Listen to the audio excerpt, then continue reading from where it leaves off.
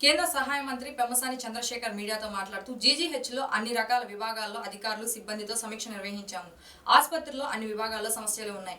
TDP ప్రభుత్వ హయాంలో ఆసుపత్రిలో అనేక అభివృద్ధి కార్యక్రమాలు చేశారు. ఆ తర్వాత అభివృద్ధి నిలిచిపోయింది. కేంద్ర రాష్ట్ర ప్రభుత్వం నుంచి రావాల్సిన నిధుల గురించి అధికారులతో చర్చించాము.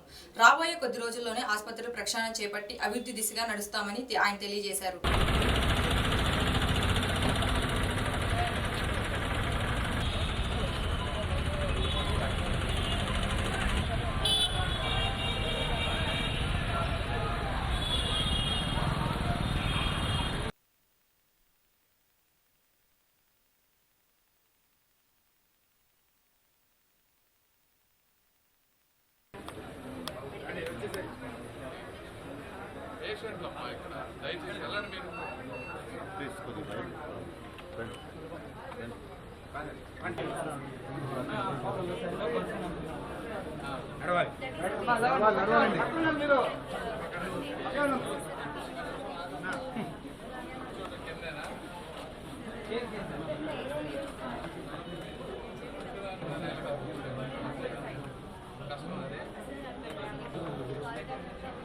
ఎట్లా కూర్చుంటున్నారు వాళ్ళు ఎలా కూర్చుంటున్నారు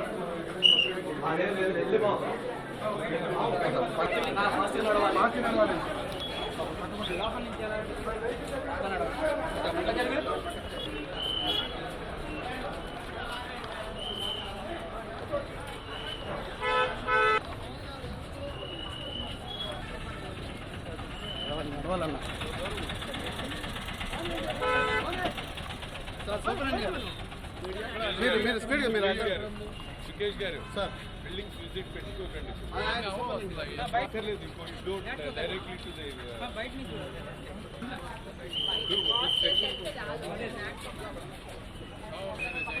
టు థర్డ్ పార్టీ ఆడిటరా మీ వల్ల కొత్త వర్క్ జరిగినట్టు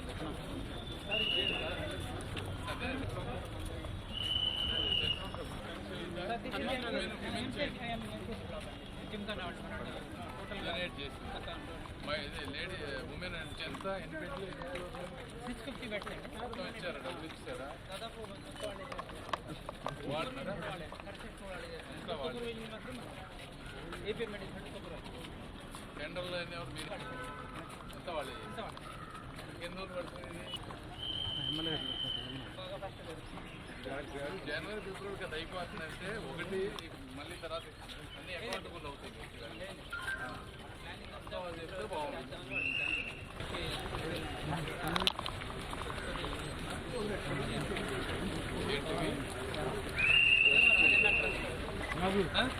ఓకే ఏంటది జయదేవి గారికి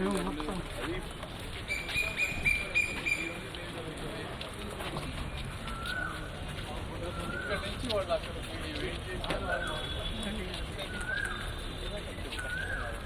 మెయిన్ గేట్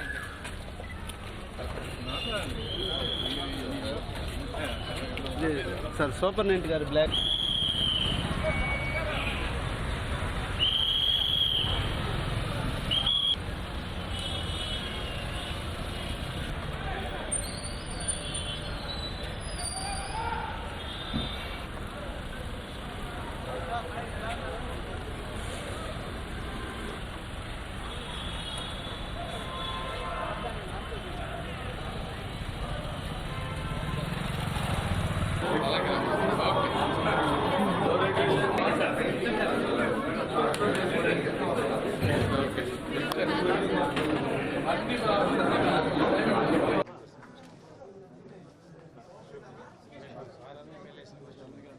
మిత్రులందరికీ నమస్కారం. జనరల్గా ఏంటంటే ఎవ్రీ వీక్ ఒక డిపార్ట్మెంట్ని తీసుకొని జనరల్గా రివ్యూ చేస్తూ ఉన్నాము. ముఖ్యంగా మేము లాస్ట్ 2-3 మంత్స్ నేను వచ్చినప్పటి నుంచి కానీ లేకపోతే లోకల్ ఎమ్మెల్యేల దృష్టిలో కానీ గవర్నమెంట్ హాస్పిటల్లో చాలా ఇష్యూస్ ఉన్నాయి. ఏసీలు పనిచేయకపోవడం కానీ, ఎలివేటర్స్ పనిచేయకపోవడం కానీ, లేకపోతే ల్యాబ్ టెస్టులకి పేషెంట్లు గంటలు వెయిట్ చేయడం కానీ, లేకపోతే కొంతమందిని ఇక్కడ ల్యాబ్ టెస్టులు ఉన్నా ఒక్కొక్కసారి లేవని చెప్పి వేరే వాటికి పంపించడం కానీ, ఇట్లా multi parking issues, sanitary issues, లేకపోతే పేషెంట్లకు పెట్టేటువంటి ఫుడ్ మీద ఉన్నటువంటి ఇష్యూస్, రకరకాల చాలా ప్రాబ్లమ్స్ ఉన్నాయి. అదేవిధంగా కొత్త బిల్డింగులు కడతా ఉన్నారు, అవి ఎప్పుడు కంప్లీట్ అవుతాయి, ఆ కట్టిన తర్వాత వాటి లోపలికి కావాల్సిన ఇన్ఫ్రాస్ట్రక్చరు, పేషెంట్ సపోర్ట్ స్టాఫ్ లేకపోవటం, ప్రతి ఒక్కళ్ళకి కూడా చాలా ఇబ్బందులు ఉన్నాయి. ఇవన్నీ ఏంటంటే 2014-19 మధ్య తెలుగుదేశం పార్టీ చేసినటువంటి కొన్ని విధానాలని తీసివేయటం, దీన్ని పూర్తిగా పట్టించుకోకపోవడం వల్ల ఎక్కువ అక్యుములేట్ అయిపోయినాయి. ఇవన్నీ ఫస్ట్ మేము అర్థం చేసుకుంటున్నాం. అర్థం చేసుకొని వీటిని 1 by 1 ఎలా సాల్వ్ చేయాలి, ప్రతి ఇష్యూకి ఒక అకౌంటబిలిటీ ఎలా తీసుకురావాలి, దానికి ఆ అకౌంటబుల్ పర్సన్ ఎవరు, ఆ పర్సన్కి డిఫైన్ టైంలో ఇవి ఎలా చేయాలి, చేయకపోతే డబ్బులు కావాల్సి వస్తే అవి స్టేట్ గవర్నమెంట్ నుంచి తీసుకురాగలమా, లేకపోతే వేరే ఎక్కడ ఫండ్స్ నుంచి అయినా తీసుకురాగలమా, లేదంటే సెంట్రల్ గవర్నమెంట్ ఫండ్స్ని ఏమైనా తీసుకోగలమా, ఇవన్నీ రివ్యూ చేసుకున్నాం. కలెక్టర్ గారు ఉన్నారు, అన్ని డాష్ బోర్డ్ క్రియేట్ చేసుకొని మిగిలినవి ఎలా అయితే చేస్తున్నాం ఇది కూడా 1 by 1 అన్నీ మేమేదో అద్భుతాలు చేస్తాము లేకపోతే ఇవన్నీ చేస్తామని కాదు, కానీ చేయగలిగినవి చాలా ఉన్నాయి. ఎఫర్ట్ పెట్టి కంప్లీట్ చేయగలిగేవి వీళ్ళ లిమిట్లో, అంటే వాళ్ళ చేతుల్లో ఉన్నాయన్నీ కూడా చాలా వరకు చేయొచ్చు. అంతవరకు చేసే విధంగా ఒక 1-2 months యాక్షన్ ప్లాన్ ప్రిపేర్ చేసుకుంటా ఉన్నాం. Thank you.